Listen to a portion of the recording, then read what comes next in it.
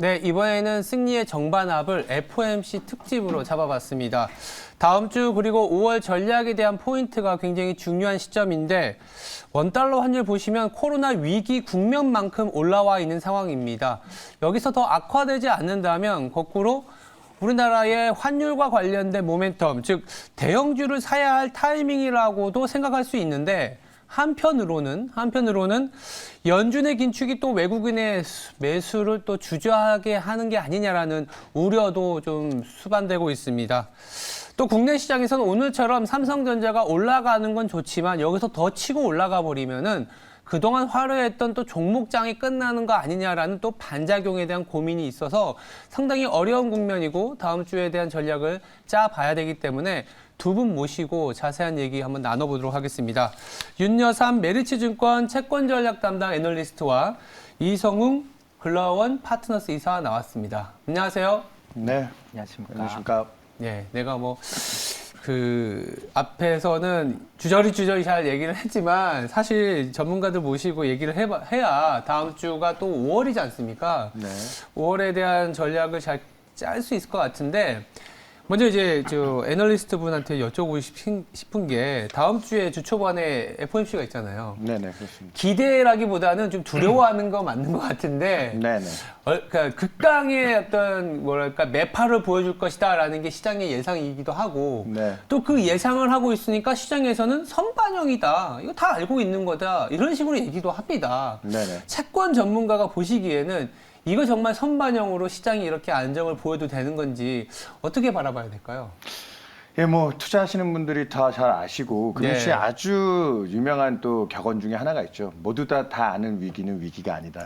그러니까요. 예. 예, 그러다 보니까 지금 사실 채권 시장은 지금 대공황 이래로, 그러니까 한 100년의 역사를 통틀어서 이렇게 약세를 기록했던 적이 없습니다. 유례 드물 94년도도 좀 그때보다 더 심한가요? 그때 채권 시장 대학살 때 전체 네. 채권 지수 기준으로 총수익률로 마이너스 한 7% 정도 네. 찍었는데 지금 현재 마이너스 11%입니다. 아, 그때보다 심하군요. 그러니까 2020년 하반기에 미국 10년짜리 금리가 0.5% 바닥을 찍고 나서 지금 3% 근처까지 올라오면서 그 2.5%의 금리 상승을 가격으로 환산해서 전환시켰더니 무려 11%라는 채권시장의 사상 최악의 손실을 기록했고, 그렇기 때문에 지금 올해 연내 미국의 통화 정책이 지금 5월 달에 50bp 정도는 그냥 당연시 지금 여기고 있잖아요. 그렇죠. 한 번에 베이비 스텝이라고 했던 25bp를 건너뛰어서 빅 스텝이라고 하는 50bp. 그리고 6월 달은 심지어 페드 CM이라고 하는 미국의 선물 기관 쪽에서 추정해 봤을 때 50bp보다 더 큰 75bp 정도를. 그러니까 자이언트 스텝 얘기 나오더라고요.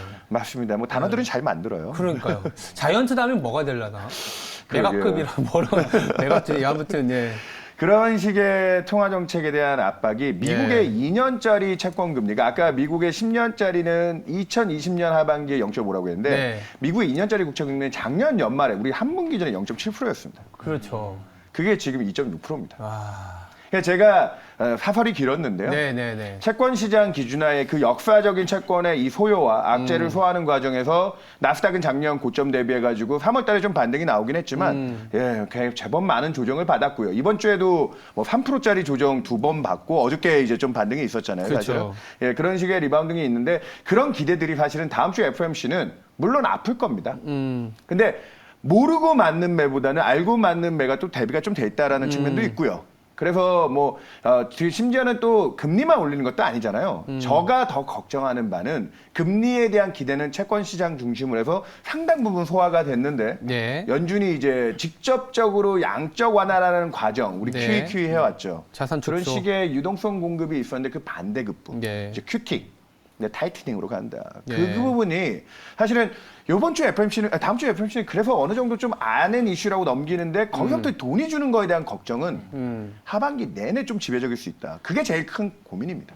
QT를 말씀을 해주셔갖고 제가 좀 더 궁금해서 여쭤보면은 네네. 저도 이제 내신 페이퍼를 좀 봤거든요. 네네.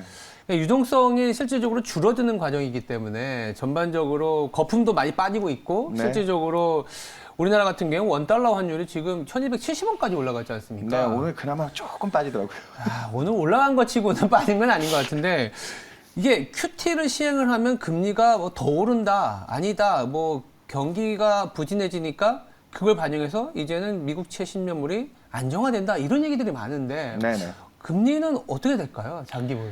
그러니까 아까 금리 인상에 대한 네. 기대치들은 뭐 내년까지 미국의 기준금리가 올해 말까지는 2.5에서 3% 사이, 내년 3% 이상을 프라이싱했기 때문에 네. 2년짜리 2.6%에 미국 10년짜리 3%까지 그런 정도의 스트레스는 반영돼 있는데 재밌는 거는 연준이 지금 9조 달러에 육박하는 그러니까 연준 그렇죠. 자산이라는 게 그게 다 채권, 국채와 모기지 채권 중심으로 돼 있는데 그래요. 그걸 지금 매월 한도 기준 950억 달러씩 줄여간다. 그럼 네. 1년이면 1조 달러입니다. 그렇죠. 그걸 한 2, 3년에 걸쳐서 한다고 하는데 그러면 야 채권 시장 큰일 났네. 중앙은행이 저렇게 채권을 줄여가니까 채권 시장이 악재가 되겠네. 근데 여러분들이 그걸 또 저같이 이제 이쪽에 주로 종사하는 사람들은 봤던 제일 재밌는 광경이 그 역으로 양적 완화로 중앙은행 채권 열심히 사줄 때 그럼 금리가 굉장히 크게 빠졌느냐? 또 그건 아니죠. 아닌 정도가 아니라 역으로 금리가 올랐습니다. 그러니까요. 예. 왜냐면은 안전한 채권보다는 그렇게 해서 채권을 사준 채권 시장은 수단에 불과합니다. 그 돈은 누가 수혜자였냐? 그 연준 자산의 기울기는 정확하게 주시장이 연동돼서 움직여 왔거든요. 그렇죠. 그래서 금리는 저는 오히려 양적 축소, QT를 하게 되면 여기서 금리가 받는 스트레스는 정점을 지나게 될 거다. 그리고 그 유동성에 따른 지금 또 소요가 됐던 인플레이션에 대한 압력들도 상당 부분 거기서부터 좀 통제. 그러니까 자산 가격들도 좀 불안해할 거고요. 미국이 지금 부동산 경기가 미국도 렌트 비용 같은 게 너무 많이 올라서 차라리 집을 사는 게 낫지 하면서 지금 강성을 유지하고 있지만 미국 모기지 금리가 엄청 1년 올랐죠. 전만 해도 2%대였거든요. 예, 맞아요. 근데 지금 5.5% 이상 올라왔습니다. 우리나라도 지금 전세 주택 그 자금 대출 받은 분들 고민이 좀 커지고 있는데 맞아요.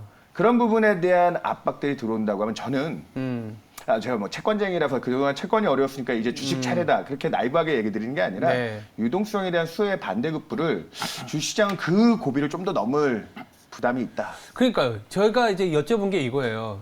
자, 이제 금리를 올릴 거고, 자, 유동성을 조여가는 과정에서 주식시장에서는 채권 시장의 어떤 불이라고 봤었고, 채권 시장이 소위 말해서 난리가 나고 작살이 났는데, 이제 거꾸로 QT를 시행하게 되면 금리가 하락을 하는 게 어떻게 반영을 될 수 있냐. 저 같은 경우엔 이게는 경기 둔화, 경기 침체에 대한 반영일 수도 있거든요. 네. 그렇게 봤을 때 예, 주식 시장에 대한 얘기를 한번 해보면 이사님한테 그러면 시장도 선반영으로 이렇게 막 돌아다니는데 미국채 2년물이 2.5 찍었으면 뭐 선반영한 거지. 이게 뭐 밸류에이션에 다 들어간 거 아니야. 이렇게 약간 받아들이신 분들도 있거든요. 네네. 어떻게 보세요?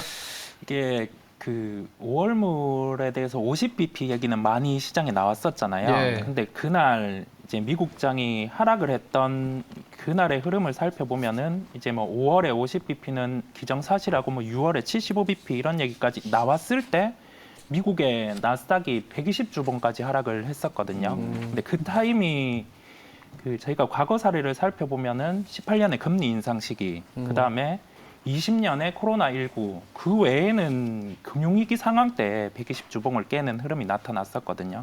근데 그 구간에서 일단은 기술적인 반등일지 아니면 여기에서 뭐 되돌림일지 모르겠지만 일단 반등이 나타나는 걸 저희가 확인을 할 수 있었고요. 네. 그렇다 보니까 일단은 뭐 5월에 FOMC 50bp의 금리 인상의 그 부분은 시장에 반영되었다라고 볼 수가 있겠습니다. 뭐 후에 시장 같은 경우는 명확하게 이제 FOMC의 뚜껑을 열어봐야 되겠죠. 근데 현재 이제 시장 국면에서는 성장주가 레벨 다운 되었다가 시가총액 상위 위주로 올라오는 걸 오늘 시장에서 확인을 할 수 있었고, 그다음에 삼성전자 필두로 해서 거래소 시가총액 상위 주들도 올라오는 흐름을 봤을 때는 뭐 시장은 이제 반영되어 있는 단계가 아닌가라고 조심스레 예측을 해볼 수 있겠습니다. 이 삼성전자와 관련된 거는 제가 한번 이따가 뭐 말씀드리겠는데 약간 이 이머징 내에 세이프 헤븐을 찾는 느낌인가라는 고민이 들어서 네, 왜냐하면 그렇습니다. 제가 여쭤보고 싶은 게 채권 시장에 대해서 네. 아까 이제 채권이 5월 FOMC 이후에는 오히려 채권이 받고 있었던 스트레스의 정점을 지난다는 얘기는 장기물은 하락하는데 근데 이제 6월, 7월 그리고 연말까지의 이 금리 패스는 계속 올라가니까 맞아요. 단기물은 잘 안 빠질 거라는 얘기잖아요. 정확하십니다. 그렇게 되면 장단기 금리가 축소되기 때문에 네. 경기 부진에 대한 얘기가 5월부터 푹푹푹 올라올 것 같은데. 그렇죠. 우리 3월 달에도 미국의 10년짜리와 2년짜리가 잠깐 역전이 나왔는데 그렇죠. 연준 뭐 파월 의장 발언도 있었고 지금 요번에 부의장이 되신 브레이너드 같은 비둘기조차도 이 양적 축소 연준 자산 축소 때문에 장기채 중심으로 좀 타격을 받지 않겠냐면서 맞아요. 그 장단기금리 역전이 좀 풀렸어요. 그러니까 한 3년, 2년하고 10년짜리가 40bp 정도 벌어졌는데 어제 네. 또 얼마인지 아십니까? 다시 20bp. 그게 이렇게까지 스프레드가 물론 뭐 한 번 급락 나오고 이런 거는 알겠는데 이 정도의 변동성 저는 잘 못 봤던 것 같아요. 그러니까 이게 연준 정책에 대한 압박과 유동성이 줄어든다는 게 미래에 대한 경기 기대치. 그러니까 IMF 같은 경우에 4월 달에 이제 또 반기마다 이제 세계 경제 전망, 월드 이코노믹 아웃룩이라는 걸 내는데 네. 거기서 작년 1월 달에 또 수정했던 불과 한 분기도 안 됐어요. 그때 올해 전 세계 성장률 4.4%를 봤던 걸 3.6%까지 0.8%를 날렸어요. 그러니까 글로벌 성장이 0.8%는 적은 수치가 아닙니다. 이게 그렇죠. 러시아 우크라이나라고 하는 또 변수도 있고 물가에 대한 압박도 있지만 그 반대급부로 금리가 이제 통화 정책이 이렇게 스트레스를 받고 있는 상황이고 그렇죠. 그래서 좀 이 연준 자산 축소가 갖고 올 나비 효과 중에 하나는 네. 2018년에 19년에도 그때 연준이 약속을 다 지키지는 못했지만 대략 1년 동안 9천억 달러 정도 줄여봤는데 예. 그때도 장량의 금시가 그럼 확대가 됐느냐? 아니요. 또 계속 줄여갔거든요. 줄어들었죠. 그냥 그러니까 그 부분의 경기에 대한 시각이나 우리 2020년은 성장률이 굉장히 크게 마이너스를 찍었잖아요. 네. 주요국들이. 근데 그 해가 그 자산 시장의 퍼포먼스는 제일 좋았다는 거죠. 그거에 대한 반대급부를 지금 그때 아파야 될 걸 안 아프고 딜레이 시킨 게 이제 좀 들어온다. 그 부분에서 최근에 무슨 자산을 투자해도 재미가 없어요라는 투자자분들의 항의가 있고 악유가 있는데 그거 좀 감내해야 될 부분 부담이 있다. 그래서 제가 삼성전자 얘기가 나와서 하는 말 중에 하나가 삼성전자가 최근 주가가 굉장히 안 좋았잖아요. 저 같은 채권쟁이들까지 얘기 들었던 것 중에 하나가 하반기에 삼성전자의 투자 전략, 오늘도 주가가 오르고 있지만 하반기에 그렇게 수요가 일부 살아난다고 해도 대단하게 유의미하게 좋아질 걸 기대하고 있지 않아요. 투자라든지 공급에 대한 어느 정도 조정을 통해서 전체적으로 반도체 가격이나 이런 부분들을 좀 안정화시키면 삼성전자 주가는 좋을 수 있습니다. 근데 문제는 이거죠. 우리나라는 수출 주도국인데 그렇죠. 최근에 뭐 중국 문제도 있고 유럽도 지금 보시면 전쟁이 아니었어도 그 공급 사이드에서 들어오는 물가 압력을 소비자 단으로 전가시키는 능력이 굉장히 지금 떨어지고 있거든요. 생산자 물가가 30%씩 올라가는데 소비자 물가는 6, 7%. 그러니까요. 그것도 낮은 물가는 아니지만 기업들이 받는 스트레스가 크다는 거예요. 그래서 제가 뭐 여기 나와서 여러분들 이제 주식 다 접으셔야 됩니다. 이렇게 얘기 드리려고 하는 게 아니라 네네네. 성장의 띠이나 테마가 분명히 좀 바뀌어지는 부분이 있습니다. 그렇죠.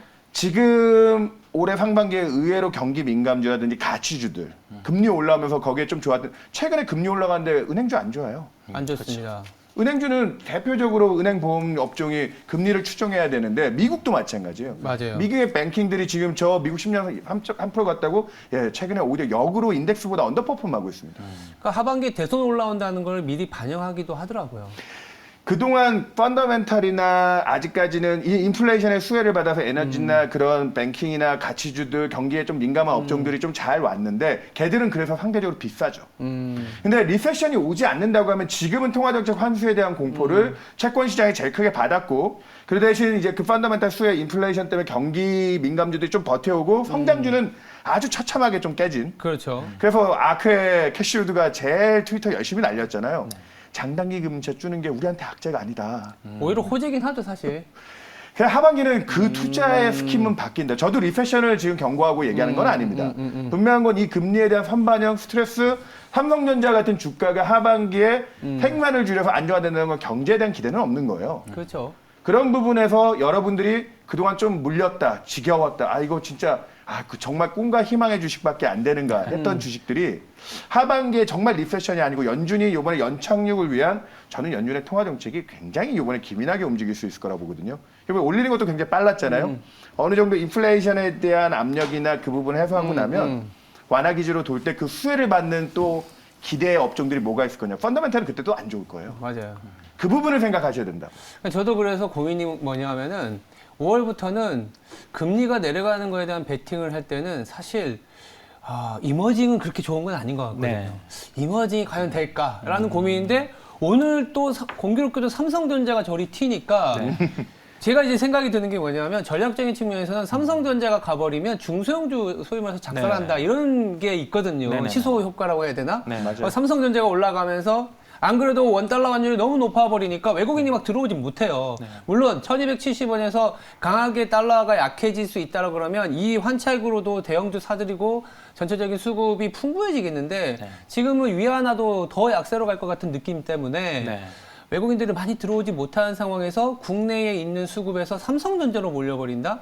그럼 중소형주가 작살나는 장이 아니겠느냐. 네네. 근데 미국에서는 또 금리가 낮아지는데 되게 복잡해요. 그래서 이사님한테 여쭤보고 싶은 게 자, 삼성전자가 오늘 올라가는데 네. 그럼 중소형주는 앞으로 어떻게 될 것이냐? 아니면 삼성전자 지금 올라가는 거는 단기적인 것 같고 다시 좀 그래도 성장이 희소해지는 구간으로 가니까 중소형주, 성장주가 있는 쪽으로 더 가야 된다. 이렇게 봐야 될지 어떻게 전략을 짜야 될까요? 아무래도 뭐 지수단에서 2,600단이 중요한 국면이잖아요. 2600. 네, 저희가 뭐 전저점에서 반등해서 중요하다 이거보다는 뭐 지표상으로 트레일링 PBR 보면은 한 100 기준.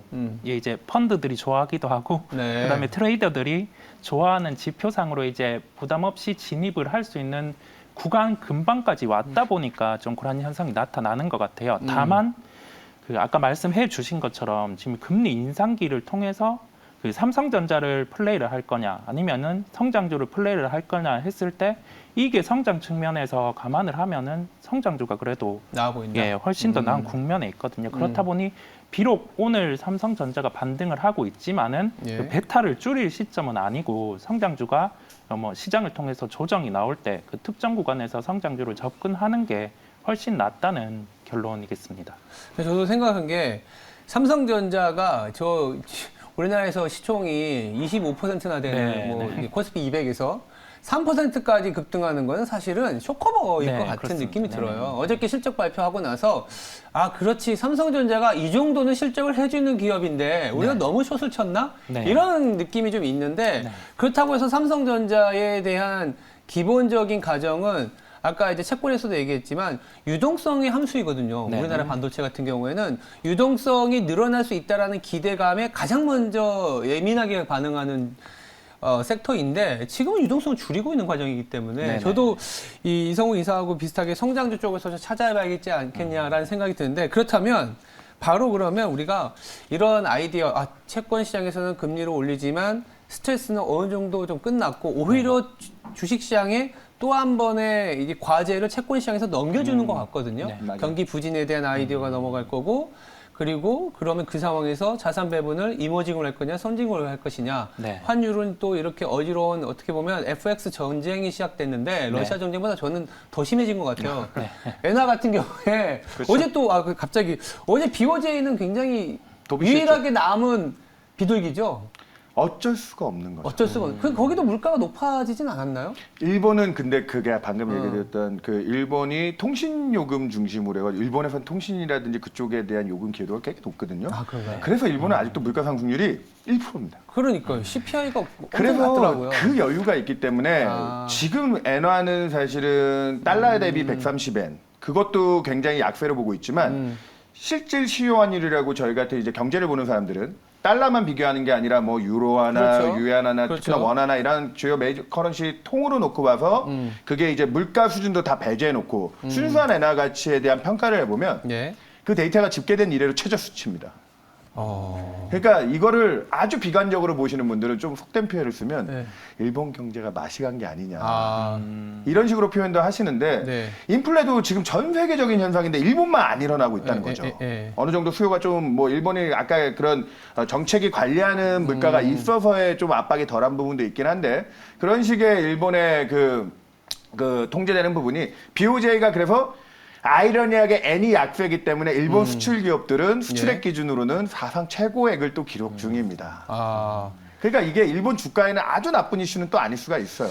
그러니까 이게 그래서 제가 엔화 같은 경우엔 저도 이제 고민이 되는 게 예전보다는 우리나라가 이 수출 경합도가 많이 조금은 이제 약화되긴 했지만은 네네. 뭐 자동차 같은 경우는 여전히 엔화 보면서 플레이 하시는 분들도 있거든요. 네네네. 근데 이게 말씀을 들어보면 일본 BOJ 입장에서는 엔화를 더 약하게 만들 가능성이 높다라는 거죠. 거기다가 원래 일본이 엔화 약세로 갔을 때 서비스 수지가 괜찮아지면서 다시 엔화가 강세로 갈 수 있는 모멘텀도 있어야 되는데 지금 뭐 코로나 정책으로 거기도 못 들어가니까 관광 수지가 없는 거예요. 왜? 네. 엔화가 더 약세로 갈 것 같거든요. 그러면 굉장히 복잡한 상황이 5월에는 이 경기 측면에서는 좀 경기 부진에 대한 아이디어, 네. 그 환율 측면에서도 수출 경합도도 있을 것 같거든요. 그러면 5월 투자 전략을 우리가 성장주 말씀해 주신 김에 중소형주 이쪽으로 더 몰아서 가야 된다는 쪽으로 결론을 내면 될까요? 어떤 식의 어떤 투자 전략을 갖고 가야 될지 네. 더 자세히 한번 얘기를 들어보겠습니다.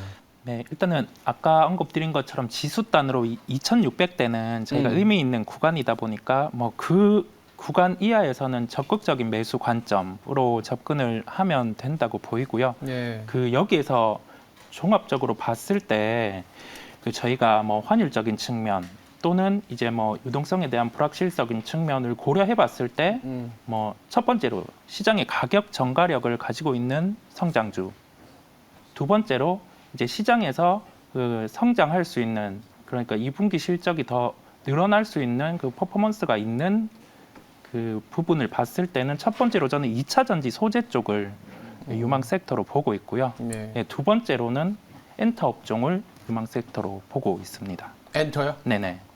2차 전지 소재? 네네. 2차 전지는 이제 가격 전가가 잘 되고 있을까요? 네, 이게 뭐 셀업체 땅과 관련해서 미리 여기에 대한 가격 협상이 이루어져 있다 보니까 저는 현재 측면에서는 이제 그 부분에 대해서 가만히 돼 있다고 보고요. 에코프로 BM 기준으로 고점이 12조였잖아요. 네. 근데 현재는 10조. 근데 한 7조 정도까지 온다고 하면은 아주 적극적으로 그 매수를 해볼 만한 구간이라고 저는 감안을 하고 있습니다. 그냥 섹터단에서 2차 전지하고 엔터를 말씀해 주셨는데 네네. 알겠습니다. 그러면 이제 채권 전문가시긴 하지만 자산 배분 측면에서 네. 채권 시장에서 바라봤을 때 주식에 대한 비중을 급할 필요가 있을까요? 아니면 오히려 정점을 지났으니까 주식 비중을 좀 담아서 가야 될까요? 저는 개인적으로 아직은 리세션 콜을 할 단계도 아니고 미국이 기준금리가 2.5%다 3%다를 보고 움직인 룸을 보면 지금 미국의 기준금리 0.5%밖에 안 된다는 거죠. 그러니까 그렇죠. 그만큼의 버퍼라든지 여력은 있는 거예요. 연내 그걸 소화할 수 있는. 그래서 지금 뭐 2년, 10년이 3월 달에 역전됐다고 파월 의장도 그랬고 심지어는 뭐 JP모건 같은 하우스에서도 당장 리세션 콜은 아니다 이게 침체가 아니다라는 부분이기 때문에 저는 채권 쪽에 있기 때문에 지금 하반기에 분명히 나빠질 수 있는 경제에 대한 여건들을 보고 있지만 예. 정책이 지금 이 2분기가 또 물가 정점을 확인하는 과정에서 제일 중요한 3월 달 물가가 미국은 이제 뭐 유가에 대한 그 이제 최근에 농산물 가격들도 막 올라오고 있는데 네. 그런 거에 대한 민감도만 없었으면 무조건 정점은 봤다라는 게 대부분 인식이었거든요. 사실. 네. 그런 것들 조금 소화하고 간다라고 하면 오히려 금리단에서 좀 안정화되고 오히려 아까 얘기드렸다시피 2018년 12월 달에도 그때 파월 의장이 굉장히 긴축적인 발언하면서 중립금리 우리 갈 길도 멀고 그 이상도 갈 수 있어. 맞아요. 2달 동안 S&P 500이 18% 빠졌습니다. 맞아요. 그거 생각하시면 지수가 18% 빠지면 그 미국처럼 잘 나가던 증시가 그런 흐름이 올해 하반기에 연출이 될 거냐. 그러기에는 1분기에도 좀 미리 좀 다이어트 해놓은 게 있죠. 나스닥 같은 경우에는 좀 더 많이 빼놨고요. 그래서 그렇죠. 아까 성장주가 좀 가벼워진 부분이 있는 거고 네. 경기 민감주가 하반기에 그 안 좋은 펀더멘탈이 좀 나빠지는 구간은 좀 불가피해 보입니다. 네. 불가피해 보이지만 2018년 12월 달 마지막 인상 이후에 2019년에도 연준의 점도표는 우리 한 2번 이상은 더 올릴 수 있는데 찍어놨지만 실제 금리 인상은 없었다는 거죠. 맞아요. 오히려 그해 하반기 넘어서 딱 7월 FOMC에 트럼프가 그때 중국에 관세 때렸잖아요. 그러자마자 경제에 대한 좀 노이즈 불안이 커지자마자 오히려 예방적 인하라는 표현을 쓰면서 통화정책을 반년 만에 인하로 전환시켜줬습니다. 그래서 저는 올해 하반기에 주식시장이 되게 들어야 될 연준이 모든 걸 결정하는 건 아니지만 그렇죠. 리퀴디티 측면에서는 지금 통화정책을 끌고 갈 때 무게중심 뺏을 길게 잡을 때는 아니에요. 저기 인디안 썸머라는 단어가 있습니다. 겨울이 오기 전에 좀 어느 정도 또 이렇게 따뜻한 온기가 들어오는 그런 관점에서 치고 빠지는 전략을 하다가 네. 한 번은 3분기 말에 4분기 초쯤에는 한 번은 이 통화정책의 최종 고비를 넘어서는 과정에서 스트레스가 있는데 그거를 또 중앙은행들이 물가에 대한 민감도만 없다면 또 생각보다 빨리 풀어줄 수도 있다. 그러니까 미국 기준금리 2.5는 각오하되 그 수준에 오고 나서의 한 분기 내의 조심. 그리고 나면은 또 풀어주는 구간은 생각보다 빨리 올 수 있다. 그래서 저는 오히려 내년을 좋게 보고 있습니다. 내년. 그러니까 저도 사실 그렇게 생각은 하고 있었는데 리세션이 오지 않는다면 네네. 연착륙을 할 수 있다면 쪼이는 건 올해 아니라고 보고 있고요. 그러고 나면 내년쯤 가서는 완전히 풀어주는 쪽은 아니어도 적어도 그 공포 심리들은 덜어내고 갈 수 있다.